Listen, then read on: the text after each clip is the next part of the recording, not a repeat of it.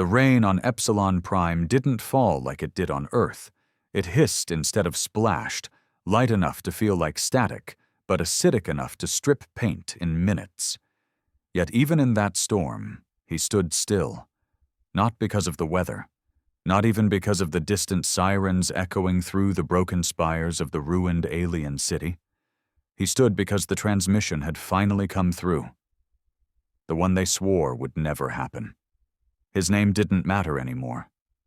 Not out here. He'd gone by many in the years since Earth fell. Commander, Traitor, Exile, and now, Warlord. The title wasn't given. It was earned, built on scars, ash, and a vengeance he never planned to release. He turned toward the static-choked screen mounted inside his rust-streaked dropship. The hologram buzzed and flickered, but the face was clear enough to recognize. Pale purple skin, elongated skull, that pompous tone. High Chancellor Tyvek of the Galactic Council. The same arrogant bastard who'd voted to cast humanity out of the Council a decade ago, accusing them of being too violent, too unstable, too human. Commander, Tyvek said, his voice heavy with forced humility, we are formally requesting assistance. He didn't reply at first, just let the silence stretch. Made the Chancellor sit in his own fear, let him imagine what humanity had become in exile. We have no standing fleet capable of repelling the Ryek's threat, Tyvek continued. Our systems are falling one by one. Billions are dying. Still, no answer. Tyvek flinched on the screen. He was used to humans begging, not the other way around. Please, we know you have a force. We've heard the reports. Your mercenary empire is the only thing holding the outer sectors together. We need you. He finally leaned forward, his scarred knuckles curling against the steel desk. The voice that came out wasn't the one Tyvek remembered. It was deeper, colder, sharpened by loss. You remember what you said? He asked. When the bombs fell on Earth, when the Council voted to quarantine humanity, you said, let the animals kill themselves. Tyvek's face twitched. That decision was political. We couldn't risk— You let Earth burn, he growled, cutting him off. And you left us out here to rot while the rest of the galaxy pretended we never existed. But now that your allies are dead, now that your fleets are scrap metal, suddenly you remember we exist. Tyvek tried to gather himself. Humanity is exceptional. Yes. That's why we need your leadership now. You're not just soldiers, you're survivors. He almost laughed. No, Chancellor, we're monsters now. You made sure of that. Silence again. This time Tyvek didn't interrupt, because he knew. Every rumor whispered across star systems was true. The exiled fleet. The human ships with black hulls and no flags. Soldiers who didn't ask for pay, only vengeance. And him, leading them all. Not for glory, not for peace, but because there was nowhere else left to go. You want us to clean up your mess? He finally said. After you abandoned Earth, watched us die, erased our name from your records? I want to offer forgiveness, Tyvek said, clearly choking on the word. A return to the Council, full citizenship, resources, restoration of Earth. You can have it all. He stared at the screen. Heart pounding in a rhythm that had become too familiar. Rage and memory swirled inside him, of burning cities, empty broadcasts, and the silence of the Council as humanity screamed. He leaned in slowly, his voice dropping to a near whisper. We didn't survive because we wanted to come back.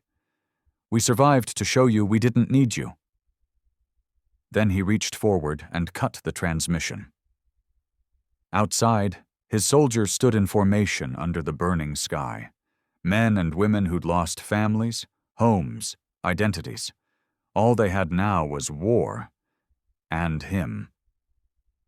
He stepped out of the ship, armor clanking with each step, rain fizzing off the plates. One of his lieutenants approached. "Council begging for our help?"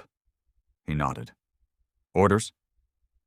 He looked out at the horizon, where the stars still burned red with the coming war. "Tell the fleet to prepare. We're going back."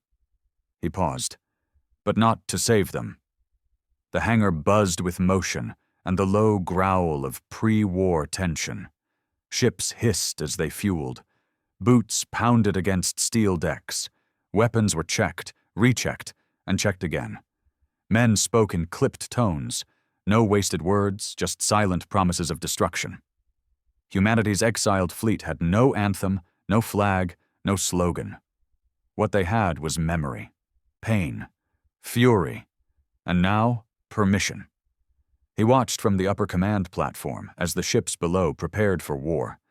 Titans in matte black armor loomed like predatory birds, retrofitted human designs with brutal efficiency. No sleek alien curves, just jagged, scarred steel and power cores that glowed with stolen tech. Human engineering forged in desperation had become a war machine the Council couldn't match. His second in command? A grizzled man with one eye and a burn that covered half his face, stood beside him, arms crossed. "Never thought I'd live to see those bastards crawl back?" "They're not crawling," he muttered. "Not yet." The second man snorted.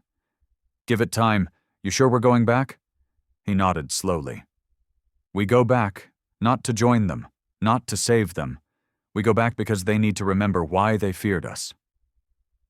The silence between them hung heavy. It had been 10 years since the Council shut the doors. 10 years since the fires on Earth raged while the so-called advanced species watched from their thrones in orbit. Humanity had begged, sent pleas, promised peace. But they'd already made their decision. Humanity was genetically unstable, too aggressive, too dangerous to exist in a peaceful galaxy. So they cast Earth out like garbage. The first Rex raid hit 5 years after that, brutal insectoids with no desire for peace or negotiation. By then, the exiled fleet was already being whispered about in the darker corners of the galaxy. A pirate myth, a ghost army. But now? Now they were real, and the galaxy was bleeding. He turned from the hangar view and headed towards the war room, his footsteps echoing off the steel walls. Around him, men straightened, some saluting, others just nodding, acknowledging not just a commander, but the man who had dragged them from extinction to dominance. He didn't speak until he stood before the core strategic table. It displayed a flickering projection of Council space, red dots bleeding across systems like infection. Each red point was a system lost to the Ryax horde.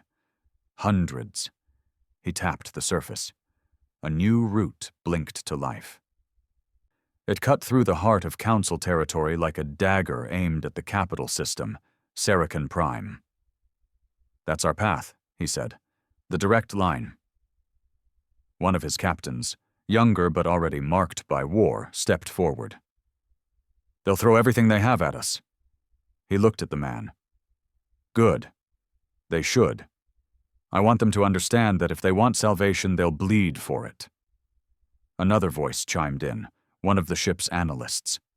"Sir, if we're not going to protect them, what's the objective?" He stared at the projection for a long moment before answering. "We take their capital. We don't negotiate. We don't ally. We occupy. Let the rest of the galaxy see it happen. The Council built this empire on diplomacy and cowardice. We'll build ours on consequence." The room fell silent. They all knew the plan wasn't about revenge alone. This was a message. You cast us out. You thought you'd never need us. You were wrong. The fleet moved within hours. 37 warships, some massive dreadnoughts with grav cannons that could split moons, others fast-strike corvettes designed for hit-and-run terror. They moved in perfect formation. Black hulls sliding silently through space like sharks beneath still water. Inside the flagship, he stood on the bridge, watching the stars warp as the jump engines spooled. "You know they'll beg again?" the one-eyed lieutenant said beside him. He nodded. "They'll offer us everything. Will you take it?" He didn't answer immediately. "They offered Earth peace once. It cost us 1 billion lives." The stars bent and folded, the void twisting as the ship punched through space. When they came out the other side, they were already behind enemy lines.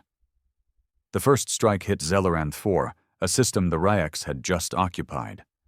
Council forces had abandoned it weeks earlier, leaving behind civilians who had no choice but to surrender or die. Most were dead. The rest were in cages. The human fleet dropped without warning. No hails, no negotiations. From orbit, plasma lances turned Ryek's hives into molten craters. On the ground, mechanized exosuits, piloted by men who had grown up in hell, moved like wrath made flesh.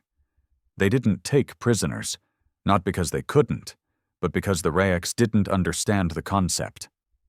When the battle was over, not a single Ryeks remained alive. The surviving Council civilians, those who hadn't already been executed by their insect captors, watched as black-armored humans moved through the ashes. One of the survivors, a thin, silver-skinned administrator from the Trivac race, approached carefully. You're human?" The soldier didn't speak, just turned his helmeted head and handed the alien a packet of nutrient paste. Then he walked away. News of the liberation spread faster than any Council broadcast. Not just that the humans had returned, but that they had taken a system the Council had given up as lost. They had done in one day what the rest of the galaxy couldn't do in weeks. 2 days later, a Council ship approached under a white flag. They were allowed to board, escorted directly to the war room of the flagship. This time the envoy wasn't Tyvek, but another high-ranking politician from the Mirian race, known for their manipulative diplomacy and serpentine ways. "We wish to formally extend the terms of the agreement," the envoy said smoothly. "The Council is prepared to offer full autonomy to Earth and its colonies, resources, trade, even command positions within—" "No," he interrupted flatly. The envoy blinked. I don't understand." "You don't have to. You're not here to offer us a deal. You're here to hear ours." The envoy's mouth opened, but nothing came out. He stepped forward. "Here's what happens. You surrender Sarakan Prime. Peacefully. Immediately. We walk into your capital not as allies, but as conquerors. You disband the Council, permanently. From now on, we decide what this galaxy looks like, not because we want to rule, but because you clearly can't." The envoy's skin flushed purple with offense. "That's absurd. The Council is the foundation of galactic peace." "You mean the peace you maintained by turning a blind eye to genocide? By leaving planets to burn? By watching Earth scream for help while you sat in silence?" The envoy started to speak again, but he leaned in close, voice low and full of steel. "You created us. You made this. Every death, every system lost. It's on you. You turned away when we needed you. Now don't cry when we don't come to save you." The war rolled on. The exiled fleet took system after system. They didn't stop to gloat. They didn't pause to celebrate. Every system they liberated, they held, not for the Council, but for humanity. The exile protocol was enacted. All species within liberated zones could live freely, but governance would be handled by the new Terran Accord. There were protests, riots, even attempts at rebellion. They were all crushed. Because while the Council preached peace, humans had learned something else. Peace without power was just a slow death. By the time they reached Sarakan Prime, the Council's forces had collapsed entirely. Half had surrendered. The other half had defected. No one wanted to fight the humans anymore, not because they were cruel, but because they were inevitable. The final assault was surgical. No civilians were harmed. Government structures were disabled, not destroyed. The fleet landed without resistance. He stepped out of the flagship, surrounded by his officers. The city was silent. Council guards had thrown down their weapons before the first dropship touched down. At the heart of the city, inside the dome-like Grand Council Hall, Tyvek stood waiting. He looked older, smaller. His robe was stained, his eyes full of something no one had ever seen in a council member before. Fear. "You've won," Tyvek whispered. "No," he replied. "We survived." Tyvek swallowed hard. "What happens now?" He turned, slowly taking in the vast alien hall, the same place they had once voted to erase humanity's name from history. "Now," he said, "we build something better. And you watch." The council was dissolved within days. The Terran Accord was ratified by over 70 species, some out of respect, most out of fear. The exiled fleet didn't become tyrants. They became something worse for the old world, proof that the system had failed. Under human governance, planets that had been abandoned were rebuilt. Trade flowed. The Ryeks were pushed back into the void. But no one forgot how it happened. Not the humans, not the galaxy, and certainly not Tyvek, now stripped of title, held in comfortable exile, where he gave lectures on how arrogance had nearly destroyed the stars. As for him, the man who had led it all, he never returned to Earth. The ruins were too painful. But he made sure the stars knew. Humanity was not a mistake. Humanity was not a threat. Humanity was the answer to a galaxy that forgot how to fight for itself. They thought it would feel like peace. They thought that once they took Sirakan Prime, once the council banners were torn down and the Terran Accord was ratified, the war in their hearts would stop. It didn't.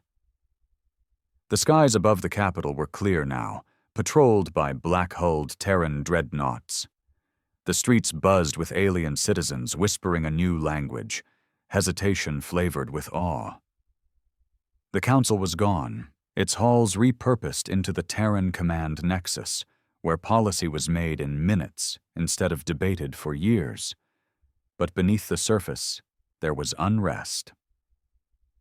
Not among the conquered, among the victors.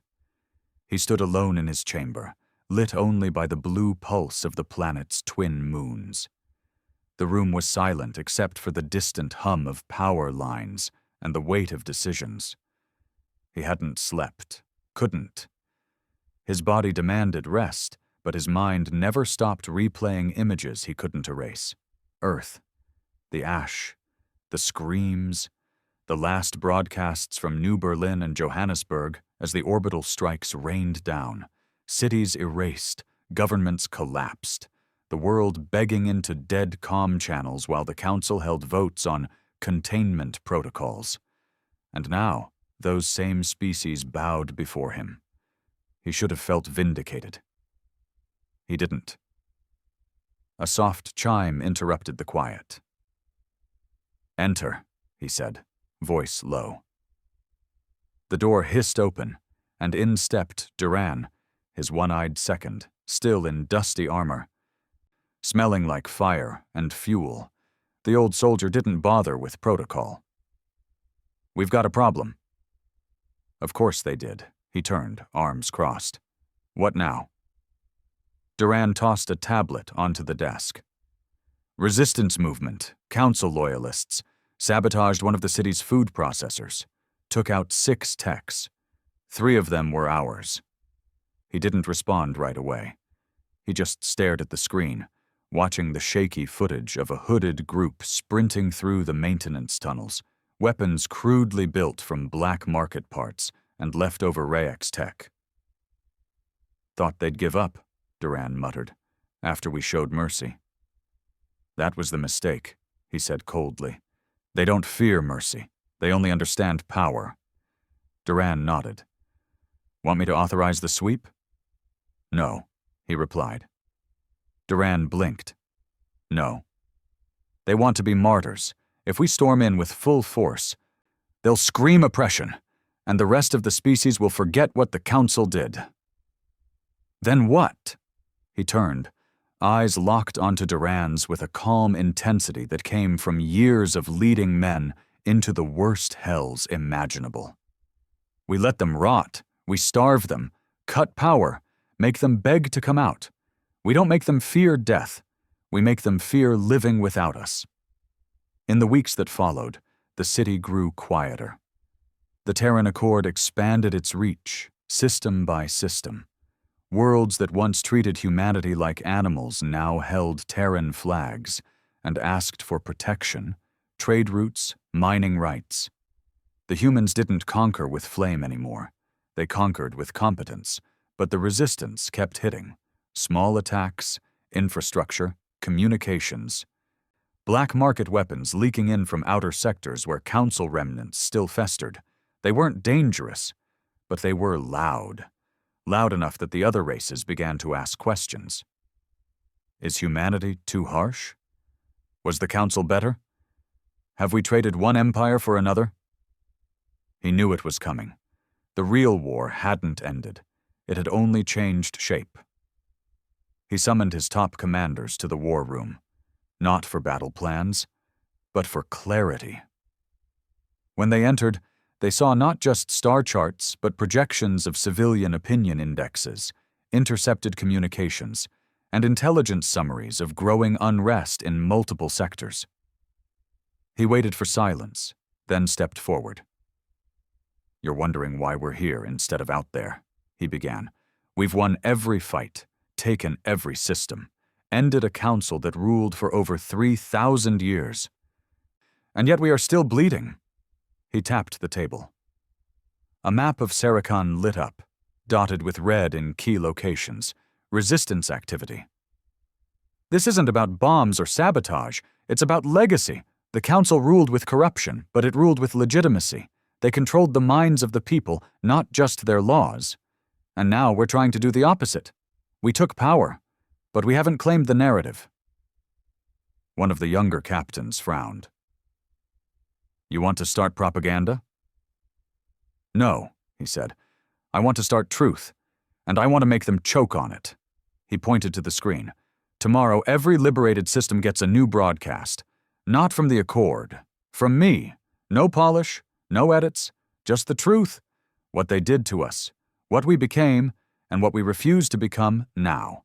Someone else spoke, quietly. Will they listen? He looked around the room, voice dropping lower. They already are. They just don't know it yet. The broadcast went live 2 days later. He stood alone in front of the camera. No uniform, no medals, just a man in a plain black shirt. Worn hands clasped on the table, eyes heavy with fire. He spoke for 10 minutes. He didn't scream. He didn't rage. He just told them everything, what the council did, how Earth burned, how the last human child born on the homeworld died under a sky where no help came, how the exiled fleet rose, not from glory, but from necessity, from pain, from betrayal. He told them that humans didn't return for revenge, but to prevent it from happening again. And then he said something none of them expected. If we ever become what they were, stop us. The galaxy watched. Some wept, some cursed. Others remained silent, but the silence was different now. It was listening. That same night, the Resistance broadcast a reply. A scrambled feed from deep within the tunnels, the masked leader called him a dictator, a false prophet, a warlord cloaked in nobility. You've only replaced the whip, the masked man growled. You haven't broken the chains? He watched the feed with a blank expression. Then he looked to Duran. I want him alive. Prisoner? He shook his head. Alive, talking. I want the galaxy to see that we don't just kill threats. We break them. The hunt lasted 9 days. Duran's squads flushed out over 30 loyalist cells across the city. Most died in ambushes. A few surrendered, But one was captured. Not the leader, but someone close, a young alien, female, barely adult by her species' standards. Pale skin, cybernetic implants, scars from torture. Not Terran torture, council torture, their own kind. She spat when she saw him.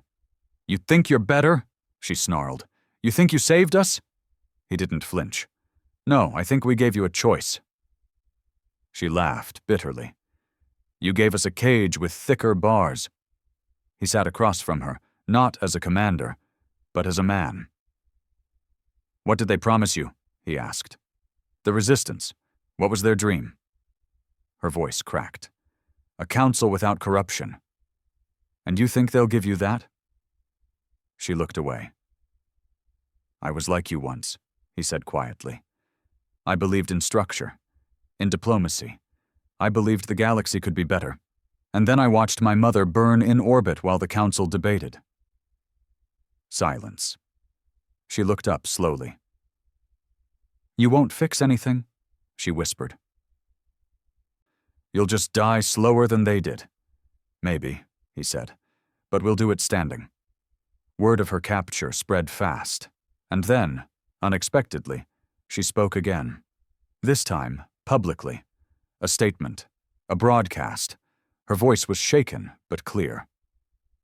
"I fought for a council that tortured my family, a resistance that lied to my face, but the humans, they told me the truth. It was ugly, but it was real, and I choose real." The galaxy shifted again. Not because of policy, because of story. But he knew the battle wasn't over. Not even close. The Outer Rim world still held Council sympathizers. The Ryek's threat was beaten back, but not destroyed. And within the Terran Accord itself, some humans had begun growing comfortable, forgetting the ashes they rose from. Duran found him late that night, sitting alone again. "You ever think we should have just let them burn?" Duran asked. "Let the council fall, stayed ghosts, lived free." He didn't look up, just stared out the viewport at the stars. "Sometimes." "And what stops you from regretting it?" He finally turned, eyes dark and steady. "Because if we disappear now, the next time someone screams for help, no one will answer." Duran didn't reply, just stood beside him in silence.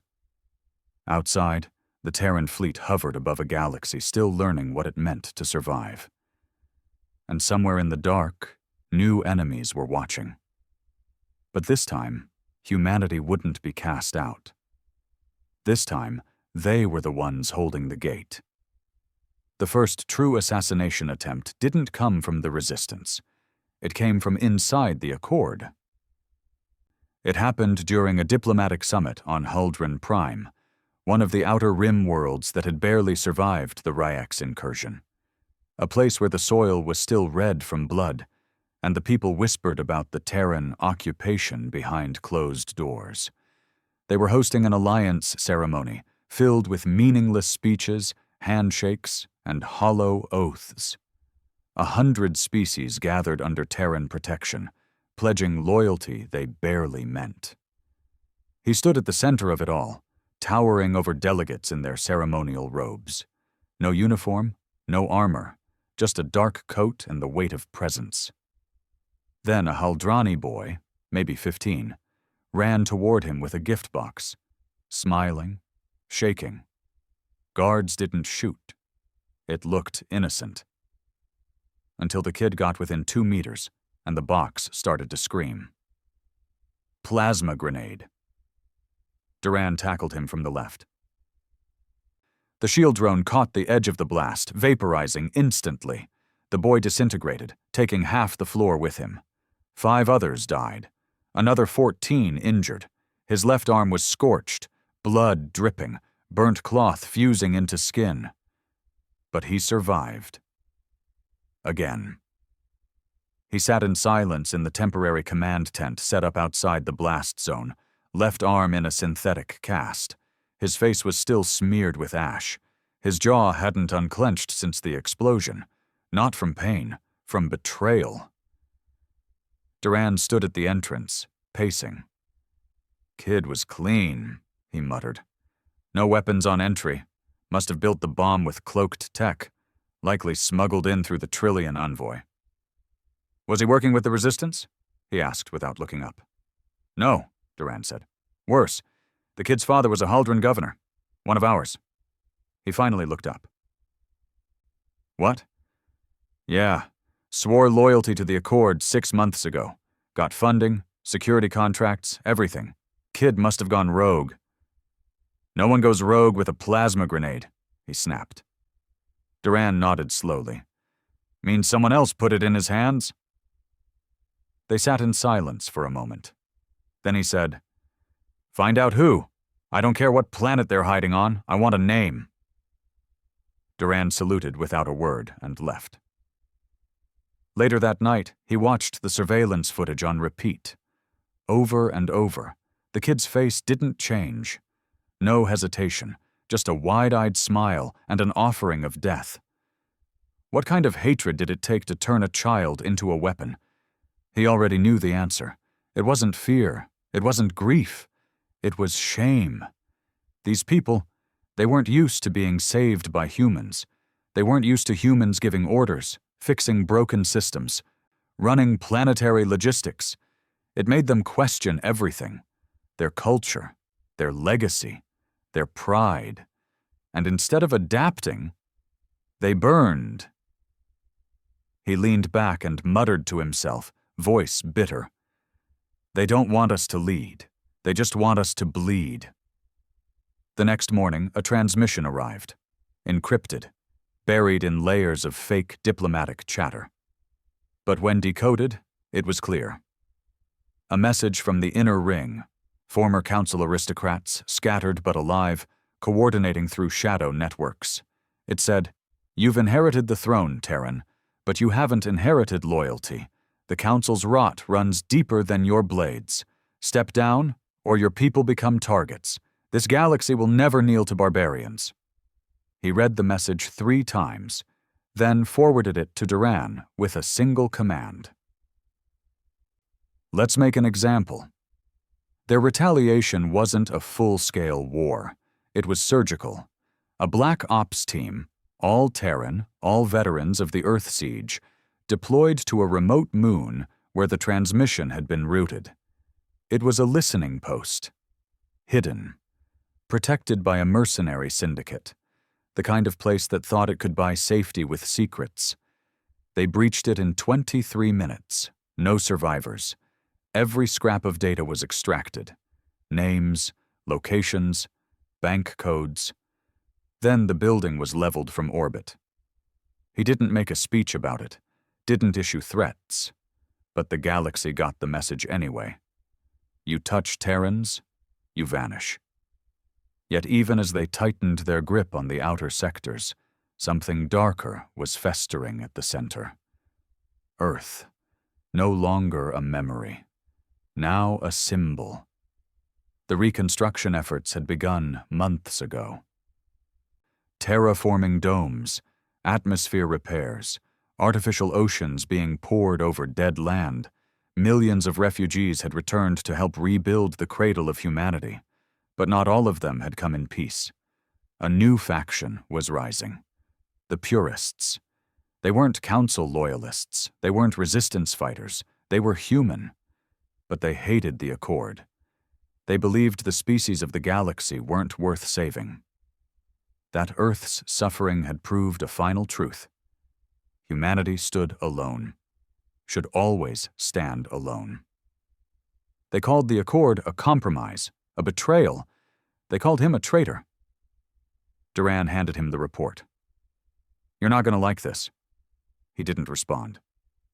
They've got ships, old models retrofitted, stealing supplies from Accord convoys, claiming to be protecting Earth from alien contamination. Even tried to shoot down a relief freighter last week. And we smoked 'em. Easy. Too easy, he said. Duran frowned. You think they let us? He nodded. They wanted attention. They got it.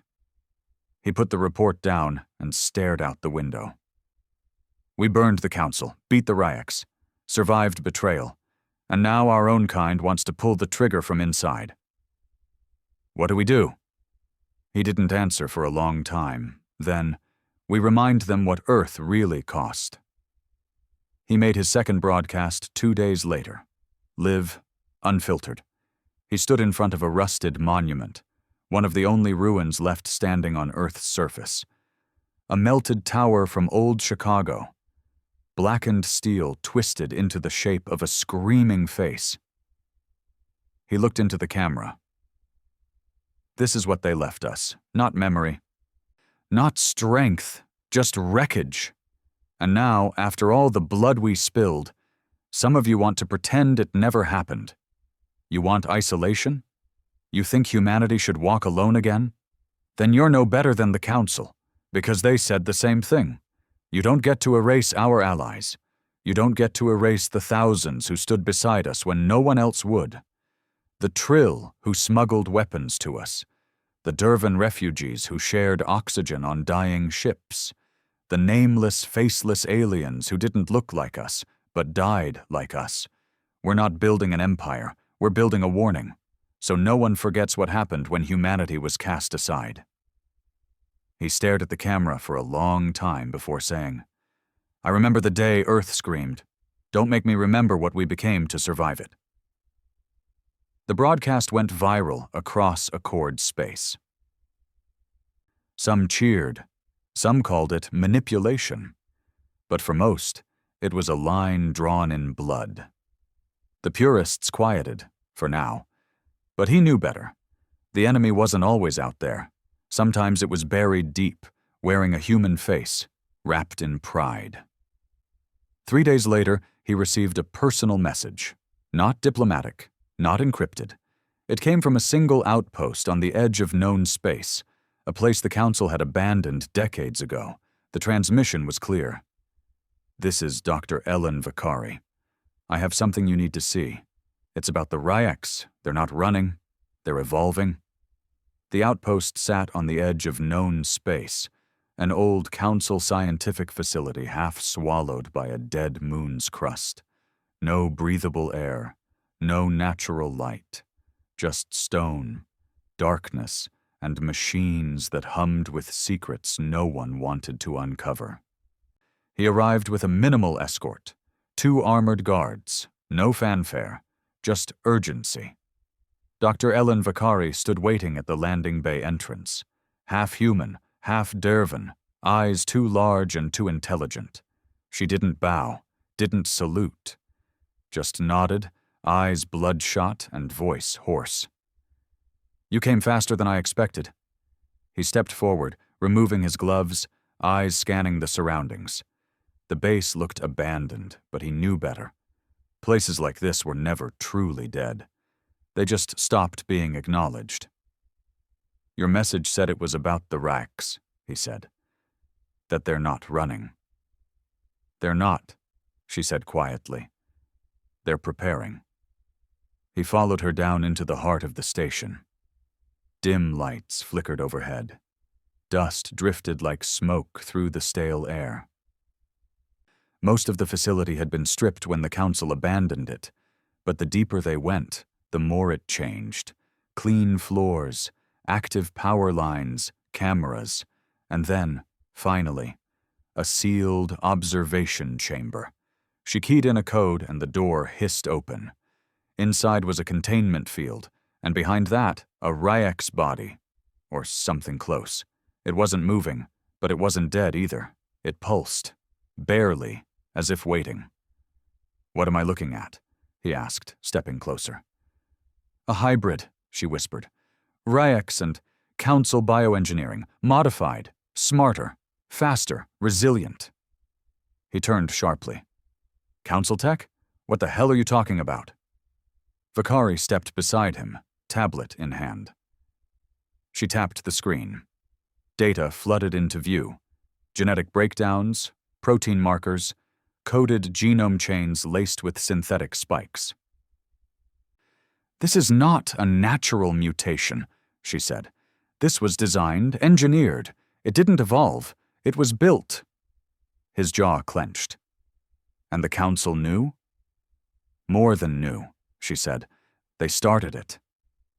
She led him into the next room, a dim lab filled with cryo-storage units. Hundreds, rows of them, each containing vials of genetic material. Most were dead, degraded, but a few still glowed faint blue. She held up one. This was the project, she said. Codenamed Silent Crown, Council Directive 91B, a secret military program built after their first encounter with the Ryaks. They wanted to create a weapon, something that could survive, adapt, and spread faster than the Ryaks themselves.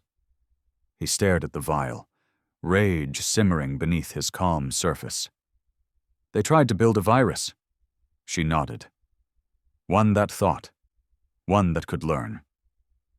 The theory was simple. If you can't kill the Ryaks, then outmatch them. Become worse, smarter, crueler. He exhaled slowly, grounding himself. And let me guess. It got out. No, it was released. That stopped him cold. What? She looked him dead in the eyes. Someone within the council greenlit a field test. Small colony, isolated, controlled environment. They wanted to see how the hybrid strain worked in a real-world ecosystem. And? It worked, she said bitterly. Too well. The hybrids didn't just wipe the colony. They used the bodies, integrated tech, built weapons from flesh and bone. And then, they vanished. He stepped back, trying to process. You're telling me the Raks we're fighting now aren't just Raks anymore? No, she said. They're council mistakes with teeth. Back aboard his ship. The storm inside him was impossible to contain. Everything made sense now. The sudden rise in Ryak's intelligence, the coordinated strikes, the advanced weaponry, the behavior shifts. They hadn't evolved naturally. They'd been pushed by the same hands that had cast humanity into the void. Duran found him in the war room, staring at the display screen showing the genetic data. He said nothing for a long time. Then, council bastards always were good at screwing things up. This isn't a screw-up, he growled. This was a failsafe, in case humanity came back stronger. Duran tilted his head. You think this was meant for us? Who else? He snapped. Think about it. We were the uncontrollable variable, the outliers, the ones who didn't fit their perfect image of civilization. They built a monster that could be pointed in our direction. A fire they thought they could control. Duran leaned against the wall, arms crossed. So, what's the play now? He didn't answer right away. Then he said, We find the rest of the program. We burn it. Every lab, every sample, every whisper. And the hybrids? He looked back at the screen. They're not a species anymore. They're a disease, and we'll be the cure. He ordered immediate mobilization of a Black Flag mission, Operation Wipe Chain, Total Elimination Protocol. Any remnant of Silent Crown, whether biological, digital, or archived, was to be destroyed on site. No diplomacy, no discussion. It began with 3 outer rim facilities, hidden under ice planets, abandoned council outposts rigged with self-destruct fail-safes. Each was heavily protected, some by hired mercs, others by automated defenses that hadn't been touched in a decade. They were all wiped out in under 40 hours. But the final site, located in a system no longer on any star map, was different. This one was still active, still staffed, and waiting. The approach was quiet. No comms, no lights. A fleet of 6 Terran warships moved in like shadows. The station orbiting the dead gas giant had no name, no beacon. It appeared as just another council relic, debris. But it wasn't debris, it was a lab. And inside that lab the true horror waited. Not hybrid creatures, not mutated Ryaks. Children, dozens, human, alien, mixed blood, alive, all of them genetically altered. Grown inside vats, with eyes too sharp and too aware. Some didn't speak. Others stared like they had seen 1,000 years in a month. The lead scientist, an old council technician named Brovar, was captured alive. When brought before him, Brovar didn't tremble. He smiled. "You came," the alien said. "I was wondering how long it would take." "What is this?" he asked, voice cold. Brovar gestured calmly. "Continuation. Improvement. Insurance." "You were making soldiers." "No," Brovar said. "We were making survivors. The galaxy is dying, Commander. You may have won the war, but you haven't fixed the system. And now something worse is coming. You'll need them." He stared into the eyes of one of the children, a pale girl with silver veins beneath her skin. She didn't look afraid. She looked prepared. "I should kill you where you stand," he said. Brovar shrugged. "If that's what it takes. But you know I'm right. You saw what the Ryaks are becoming. These children, they're the next wall." He turned away. He couldn't look at the girl anymore. He ordered the lab destroyed. Burned. Every document, every backup, every vial. But the children? He hesitated. They were not guilty. They were born into war. Just like him.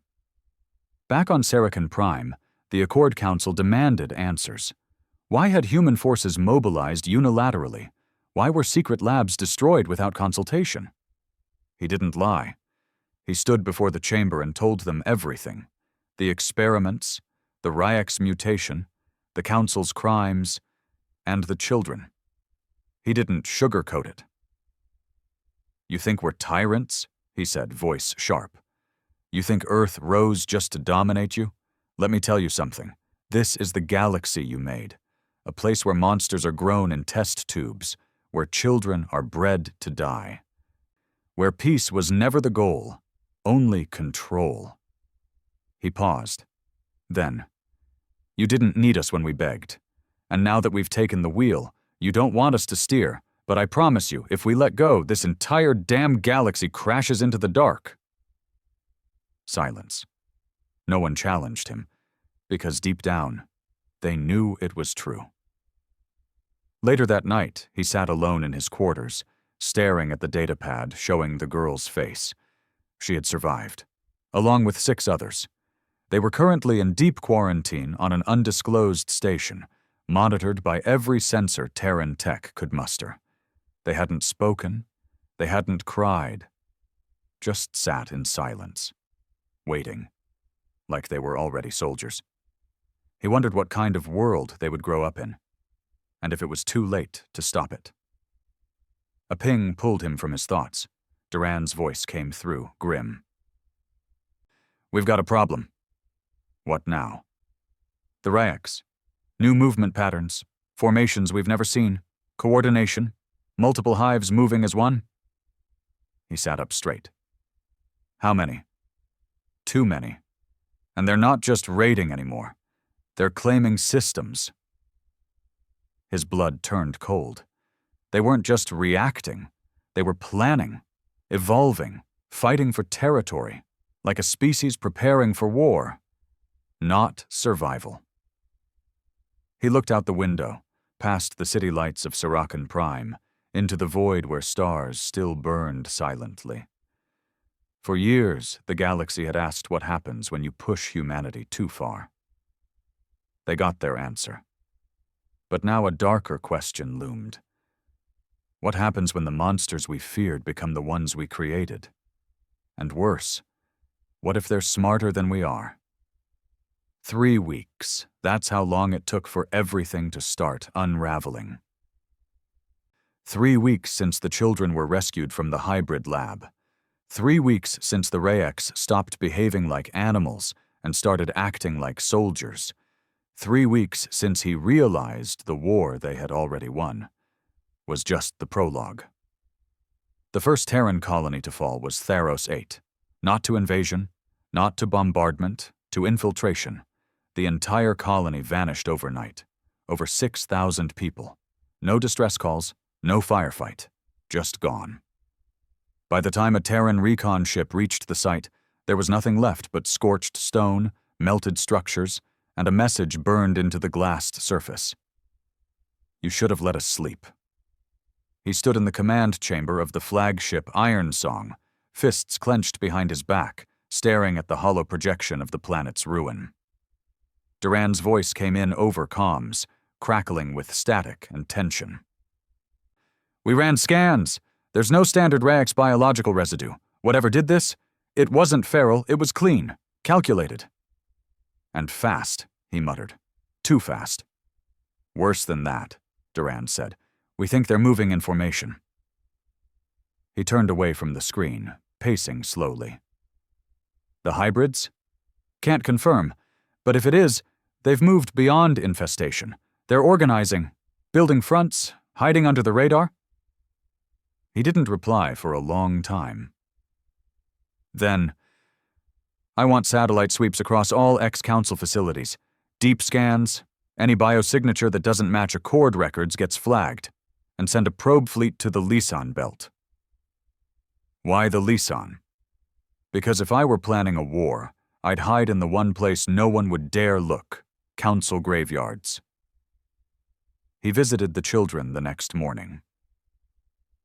The 7 survivors from the destroyed hybrid lab, still under constant surveillance aboard Station Nomad, a classified orbital ring outside Terran jurisdiction. Each of them lived in isolated quarters. No contact, monitored day and night. The girl was the only one who asked to see him. Her name, assigned, not chosen, was Nara. She looked older than before. Not physically, something in her eyes. A stillness he recognized all too well. She sat cross-legged on the floor of her containment cell. Bare feet, bare walls, face unreadable. He stepped to the reinforced glass, dismissing the 2 guards who always stood at his side. She looked up. You shouldn't have come alone, she said. He didn't flinch. Are you a threat? No, she replied. But I know what I am. And I know what you're afraid of. He stepped closer. What am I afraid of? She tilted her head. You're afraid that we're better than you. Not just stronger, better, faster, smarter, cleaner. You're afraid we'll make war obsolete. His jaw clenched. No, I'm afraid you'll make it endless. She smiled faintly. Then you still don't understand what the council did. He narrowed his eyes. Explain. She stood, walked slowly to the glass. No malice in her steps, just precision. They didn't create us to fight the Rayaks. That was a lie. They created us to replace you, humans, aliens, everything. A clean slate, obedient minds and flawless bodies. Soldiers who don't break, don't bleed, don't question. And yet here you are, he said, voice cold, talking like a rebel. Because they failed, she said. They gave us too much awareness. We saw what they were, what you were. What we were meant to become. She stepped even closer. Inches from him now, only glass between. But the Raks, they didn't fail. They learned. They're not just building armies. They're collecting minds. Every system they take, they don't kill the leaders. They assimilate them. Memories, strategies, personalities. A hive doesn't forget.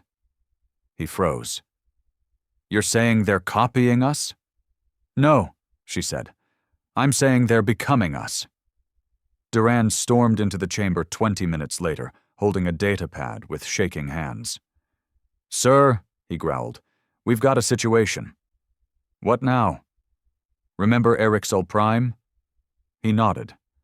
One of the first worlds humanity liberated. Mostly Trill settlers, rebuilt with Terran aid. They just went dark, Duran said. And not just the colony, the whole system. Gone, no broadcasts, no signal. Just silence. He reached out and took the datapad, flipping through telemetry. What he saw made his blood freeze.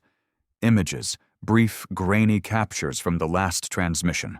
A fleet, dozens of ships. But not Rayaks, not Council, not Terran. Something in between. sleek but jagged, organic plating mixed with steel, pulsing cores and shifting hulls, weapons designed for terror, not efficiency, hybrid warships. He called an emergency summit that night. All Terran generals, Accord representatives, system governors. The war room buzzed with arguments, fear, and disbelief. "The hybrids are myth," one governor shouted. "We've seen the data," barked a general. "This isn't a fluke." "They wouldn't dare challenge us directly," muttered another. "They don't have to," he said, finally silencing the room. "They're already winning." He stepped into the center of the chamber, pulled up the latest strategic map. "Look at their pattern. It's not random. Every system they've taken is a resource hub. Energy cores, biological matter, tech salvage zones. They're building something." Someone muttered. "A fleet." "Worse," he said. "A future." Back on Nomad, Nara had stopped eating. She sat in her cell, unmoving, silent. When asked, she gave only one answer. "They're calling." Every Terran telepath was pulled into emergency sessions. The results were disturbing. Dreams, static, screams buried in radio frequencies. The hybrids weren't just attacking physically. They were broadcasting psychic pollution, whispers that caused insomnia, paranoia, breakdowns. Entire Terran squadrons had to be grounded after crews started hallucinating orders from dead commanders. He stood again in front of the fleet 2 days later, this time not with strategy, but with truth. "This enemy isn't just stronger," he told them. "It's us, the worst parts of us, refined and repackaged. It doesn't want peace, it doesn't want war, it wants replacement." He looked across the gathered soldiers. "You fight not for flags, not for glory, but because you remember what we were before they cast us out. And you know what we must become now that we've returned." He paused. Then, "We are not their mistake. We are their consequence." The first real battle against the hybrid fleet happened above Vulcan 7. 3 Terran dreadnoughts, 40 escort ships. They held the line for 8 hours. Only 5 ships made it back. The hybrids didn't just fight, they predicted. They countered Terran maneuvers with mathematical precision. They jammed comms, spoofed engines, even mimicked Terran distress signals to lure reinforcements into ambushes. By the time it was over, the planet was glass, and the message was clear. "You taught us everything. Now let us return the favor." He stared at the casualty reports alone. Duran entered slowly, bandaged arm, blood still on his uniform. "Sir," he said softly, "we're not ready." "I know."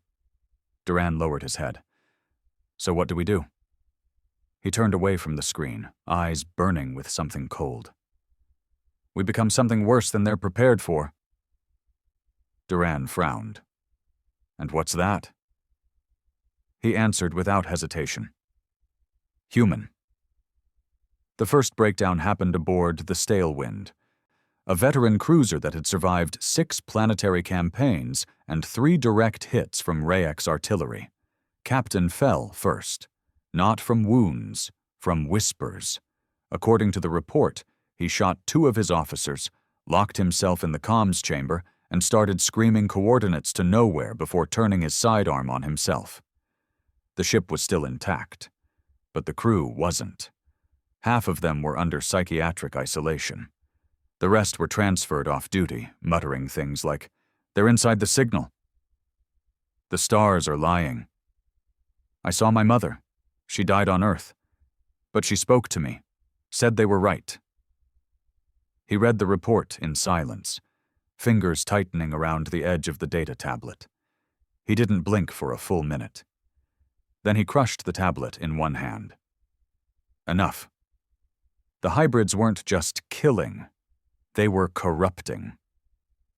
Using frequencies no one had ever recorded, embedded in radio bursts, psychic pulses, and even light spectrums, soldiers started seeing things on the field. Ghost units, hallucinated enemies, shadows that moved against the physics of the universe. Entire squads turned on each other mid-combat, convinced their brothers had been replaced. The Terran Accord's medical division called it neurological viral drift. He called it what it really was: infection of the soul. He issued new battlefield protocols the next morning. 1. No soldier was to operate alone. 2. All visual and audio inputs were to be scrubbed through AI filters before direct consumption. 3. Daily psychological scans were mandatory, and anyone with hallucination reports was pulled immediately. No appeal. He didn't care if it weakened the front. He'd rather lose ground than watch another ship implode from the inside. But the cracks were spreading fast. The Accord was next. Planetary governors, once united under the Terran Accord, began to split. Some accused humanity of triggering the hybrid evolution through war crimes. Others claimed Earth's domination over the Accord had always been the problem. The worst part? The Council loyalists were back. The ones hiding in shadows, licking their wounds for years, now crawling out like rot. They started rallies, broadcasts. Humanity brought death. The Council brought order. And people, weak people, started listening. They wanted stability. They wanted structure, even if it meant crawling back under the boots of the ones who had once abandoned them. He sat in the dark of his private chamber. Lights off, screens black. Only silence. And the slow, gnawing guilt he didn't have time to feel. Duran entered without knocking. "Perimeter held on 3 fronts," he said. "But we lost Red Halo. The hybrids took it without firing a shot. Entire station defected. Claimed they heard the voice of reason." He didn't look up. "Put them on the blacklist. No rescue, no contact." "They were our people," Duran said, not accusing, just tired. They made their choice. Duran paused. "You need to rest." He finally turned his head. "Do I?" "Yeah," Duran said, "because if you break, this whole thing collapses." He didn't respond, just stood, walked to the wall, and stared out the window at the void. "Do you hear it?" he asked quietly. Duran frowned. "What?" "The quiet, before it all comes down. The kind of silence you only hear before the roof falls." Duran didn't speak again, because he heard it too. That night, Nara escaped. Station Nomad's security logs showed 0 breaches. No guards were killed, no systems disabled. She just disappeared. Only one message was left behind, carved into the steel wall of her cell. "I am not your weapon." Panic spread across the Accord. Some wanted her hunted, others feared her. He gave a single order: find her before they do. Because if the hybrids reached her first, she'd become something far worse than an experiment. She'd become a symbol. The hybrids attacked Osirian Prime next, not with ships, with messages. Entire planetary comms were overridden. Every screen, every device, one phrase repeated in every language known to the Accord. "You had your chance. Now we cleanse." And then, the dreams began. People stopped sleeping, or they slept and never woke. Autopsies revealed no damage, no trauma, just silence, as if their minds had been switched off. Doctors called it neural overwrite syndrome. He called it what it was: murder without mercy. He gathered his top strategists, medical directors, and AI commanders into a sealed war room deep beneath the Terran capital. "Give me something," he ordered. "Anything." A tech officer hesitated. "There's one idea. A counterwave system, designed to jam hybrid transmissions using inverted frequency algorithms. But what?" he demanded. "It requires a source, a living hybrid, connected, stable, one who knows the code." They all looked at him. There was only one candidate. Nara. Gone. He stepped into the empty cell she'd once occupied, stood in the center, alone, and said quietly, "If you can hear me, I'm not asking you to come back. I'm asking you to choose, them or us, not because we deserve it, but because they don't." He left the cell and didn't say another word for the rest of the day. The hybrids hit 3 more systems that week. One colony turned on itself mid-broadcast. One detonated its own fusion core in panic. One surrendered, blindfolded, with hands raised, begging for mercy. They were given none. He called Duran to his side the night the last report came in. "This is the beginning," he said. "Of what?" "The collapse. The Accord's done. We just don't know it yet." "So what do we do?" He looked up. The fire in his voice hadn't dimmed. "If we die, we do it standing. If we fall, we make them bleed for every step." Duran nodded. "I'll ready the fleet." "No," he said. Duran paused. "Sir?" He stepped toward him, voice sharp. "No more defense. No more holding lines." He tapped the table. "I want every fleet we have, every dreadnought, every black ops team. We go straight into the dark, into their space. We don't wait. We don't ask." "And the cost?" He looked him dead in the eye. "If we wait any longer, there won't be anyone left to pay it." 5 hours later, the Terran High Fleet launched its final campaign. Codename: Final Echo. Their destination? A system long erased from maps. A black hole's edge. The place where the original Ryex signal had first been detected decades ago. The birthplace of this war. And maybe its grave. As the fleet left orbit, a transmission hit every screen in the capital. Not from a general, not from a governor, from Nara. Her face pale but calm. Her eyes clear. "I am not your enemy," she said, "but I am what comes after." Behind her, the screen shifted. Hybrid ships, thousands, all converging toward one point. Not Earth, not Sarakan, him. "You built us to survive," she said. "Now we'll show you what survival really looks like." The transmission cut.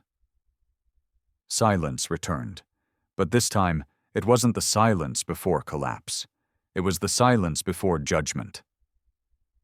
The Terran High Fleet emerged from jump space like a swarm of shadows. 61 ships, 5 dreadnoughts, thousands of soldiers trained in war, forged in betrayal, and pushed beyond what should have been survivable. They entered the Erebus sector, a system so ancient, so hostile, it had been redacted from council charts a century ago. Even the stars here looked sick, faint, pulsing wrong, like dying eyes. The enemy was already waiting, not scattered, not wild, positioned. An armada of hybrid warships stretched across the void, silent and still, forming a wall that shimmered with pulsing red veins. Their ships didn't just hum, they breathed. At the center of it all, a massive structure rotated slowly, neither ship nor station. A hive, no, a mind. And just beyond it, Nara, alive, standing inside a bio-cockpit shaped like a throne of bone and light. She wasn't the child he remembered. She wasn't even human anymore, not entirely. He stood on the command deck of the Vanguard, surrounded by officers ready to die. Every display showed the same impossible truth. This wasn't a battle. It was a reckoning. He didn't give a speech. They didn't need one. The moment they'd been cast out all those years ago, their purpose had been written. Not revenge, not power, proof. Proof that humanity did not fall quietly. Proof that exile forged steel. Proof that survival wasn't enough. You had to matter. He opened comms to the fleet. "All ships," he said. "We don't go home. We make it here." And with that, they charged. The first impact shattered space. Terran cannons roared as railguns pierced the lead hybrid ships. They screamed, not from damage, but from pain. Their hulls twisted as if alive, bleeding gases that ignited in the vacuum. The hybrids returned fire. But not like before. These weren't instinctual strikes. These were calculated, timed, designed to disable, not destroy. They wanted prisoners. They wanted to feed. And they were winning. For every hybrid that died, 3 Terran ships vanished. Hulls cracked. Crews devoured by boarding pods that drilled through steel like claws through flesh. But the Terrans didn't retreat. They fought like men with nothing left to protect, only the need to be remembered. He watched it all unfold from the command deck, issuing orders not to survive, but to break through. "Push the center," he barked. "We hit the hive directly. Everything else is noise." "But it's a suicide run," one officer shouted. "Everything since Earth has been a suicide run," he snapped. "Now finish it." The Vanguard rammed straight into the first wave. He felt the ship shudder under his boots, metal bending, power flickering. Alarms screamed, but he barely heard them, his focus locked on the hive ahead, its surface now peeling open like a wound. They were inviting him in, letting him get close. Too close. "This is it," Duran said beside him, blood leaking from a fresh gash on his cheek. "No backup, no retreat." He looked at him, calm in the storm. "You scared?" "No," Duran said. "Just pissed I'm not drunk." They smiled, once, then never again. The ship collided with the hive, breaching its outer skin in a blaze of plasma and fire. He led the boarding team himself, Duran at his side, 12 men behind them, all veterans. They didn't hesitate. Once inside, it felt like walking through a dying god. The walls pulsed with light. Sinew replaced metal. Sound didn't echo, it wept. And at the core, Nara. She stood alone, unarmed, but not unthreatening. Her body was taller now, laced with silver veins. Her eyes glowed with layered irises like a kaleidoscope of galaxies. "You came," she said. He didn't lower his weapon. "You wanted me to." "Yes," she said, "because only you would understand." Behind her the hive pulsed. It wasn't a machine. It was a brain. Alive. Watching. Waiting. "You're still human," he said. "I can see it. Whatever they did to you, it's not finished." "I finished it myself," she said calmly. "They offered me purity. I offered them choice. I made them think. Made them doubt. That's what they feared most." He stepped closer, weapon tight in his grip. Duran flanked her, silent. "You used us." "I needed to show you," she said, her voice calm, "that this war was never about power. It was about evolution. And you stopped evolving. You became what the Council feared, static. And you became what they hoped for," he said coldly. "A clean slate." "No," she said, stepping toward him. "I became what they were too afraid to finish." He raised his weapon. She didn't flinch. "You can kill me," she said, "but this hive isn't built on code. It's built on minds, echoes. All the voices of everyone who died screaming." She looked around. "And now they're asking a question," he growled. "What question?" She looked at him one last time. Face soft, sad. "Are you the future or the last breath of the past?" Behind her, the hive's heart began to open, revealing the core. Pulsing, vulnerable. He had seconds. No time to think. He fired. The shot hit her center mass. She dropped. Not with a scream. With silence. Like she'd been waiting for it. The hive roared, every surface convulsed. The voices began, screaming, thousands at once. The ship buckled. Duran turned to him, eyes wide. "You've done it." He nodded. Then tapped the detonator. They'd wired the ship's fusion core to go critical inside the hive. No chance of survival, no plan B. Duran grinned as the countdown started. "Damn, boss." I was hoping to die on a beach, he smirked. You hate sand. True. The final moment was quiet. No explosions, just light.